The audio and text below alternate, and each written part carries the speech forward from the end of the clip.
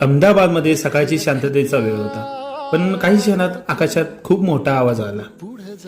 Takeoff नंतर विमान काही सेकंदात कोसळलं होतं. या विमानात होते तब्बल 242 जीव. हसत खेळत निघाले होते आपल्या प्रवासाला, पण नियतीचा काही वेगळंच ठरलं होतं. विमान थेट मेघानी नगरच्या बीजे मेडिकलच्या कॉलेजच्या हॉस्टेलला कोसळलं. प्रवासीच नव्हे तर जमिनीवर असलेले अनेक लोक सुद्धा मृत्युमुखी पावले. 200हून अधिक मृतदेह, तुटलेली घरं, कोसळलेली स्वप्न आणि मागे उरले फक्त ओरड, धूर आणि शोकांकित. एक प्रवासी विश्वास कुमार चमत्काराने वाचला होता. त्याचे शब्द आजही अंगावर शहारे आणतात. क्रॅश नंतर तब्बल 30 सेकंदानंतर मी जमिनीवर पडलो. सगळीकडे आगीचा ज्वाळा होता.